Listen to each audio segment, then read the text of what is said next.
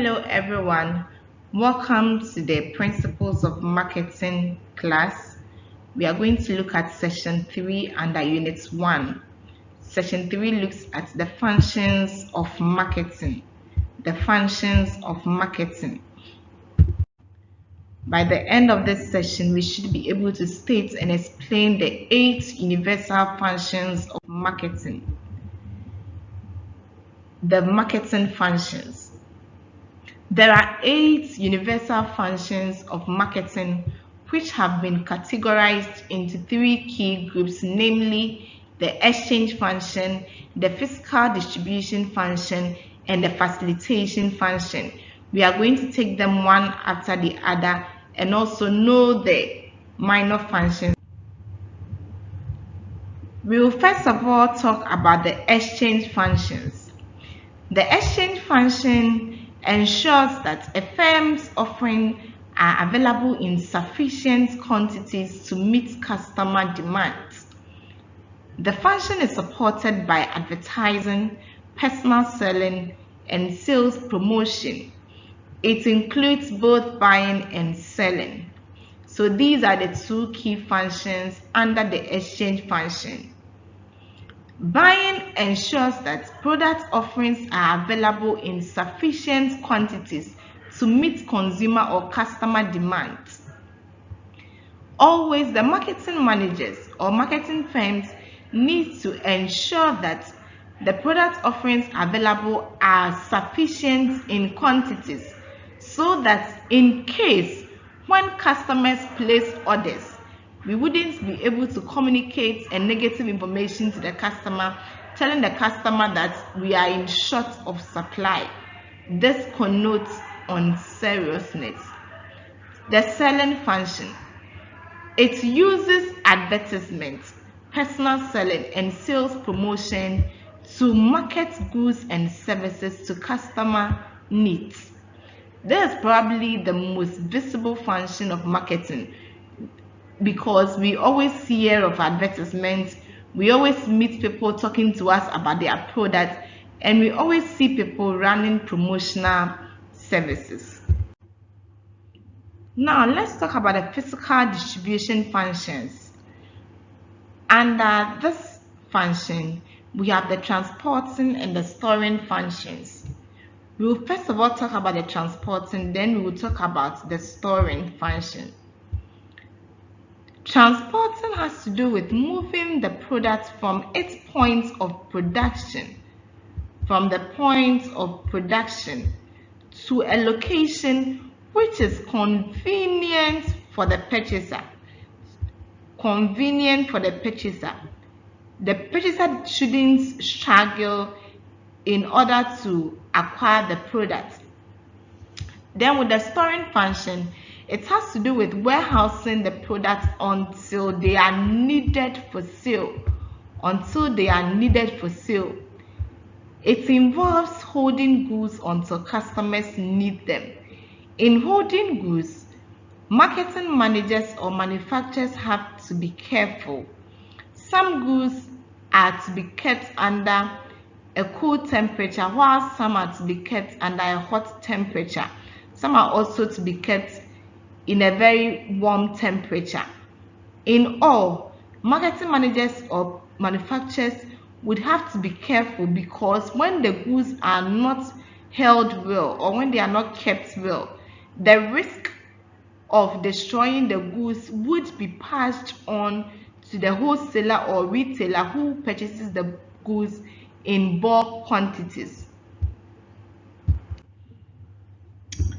Standardization and grading. Standardization involves producing goods at predetermined specifications. It ensures that product offerings meet established quality and quantity control standards of size, weight, and other product variables.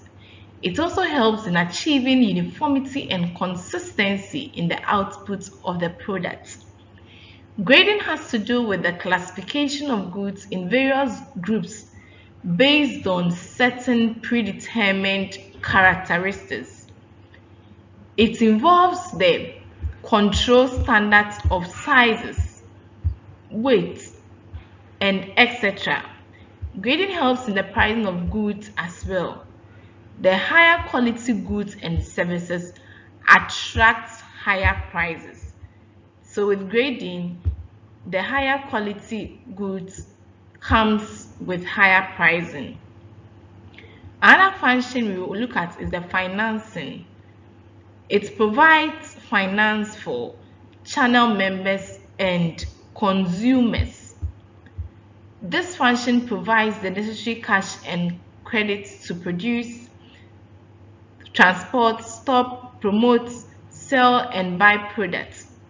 So we can say that some manufacturers or producers go in for loan in order to produce. It all comes under financing function. Some wholesalers or customers also purchase the products on credit from the producers. It also falls under financing function. Risk taking also falls under the financing function. It involves bearing the uncertainties which are part of the marketing process. A firm can never be sure that customers will want to buy its products after production. Sometimes I wonder, after producing my product, I ask myself, what if no one buys? And sometimes I'll ask myself, what if after production someone comes for all that I have produced? It comes with risk. Products can also be damaged, stolen, or become obsolete. After producing, you realize that some of the products, especially products in glass bottles, there can be breakages, there can be leakage. Some also can be stolen. Some people can take the products without your attention, and some too can be obsolete. They can expire, the products can lose its taste and preference due to time. All these things needs to look at. Risk taking, we have already touched on that. It talks about the uncertainty about consumer purchase resulting from creation and marketing of goods and services that consumers may purchase in the future. Marketing information, which is the last function, also under financing function. It involves the collection of information about consumers, competitors, and channel members for use in making and controlling marketing decisions. So whereby marketers record customers' contacts, they look out for what their competitors offer on the market, how they are doing their things to win or have a competitive advantage, and also take the contacts of the channel members. All these things falls under marketing information function. Why would somebody take the contact of a consumer who purchases his or her product? Why would someone look out for competent value that a competitor is working with? And why would someone pick the contact of a wholesaler who purchases bulk in a bulk quantity from him or her? All this is to ensure that there is a controllable factor when it comes to the marketing decision. It can help you track your customers. It can help you to know how often they can purchase from you. It can help you to know your normal dealings with them and how you can consistently offer them with your products.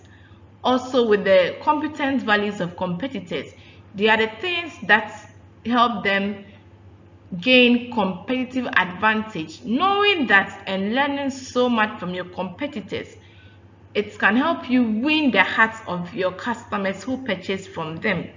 And also with the channel members, they serve as an intermediary between the producer and the customer.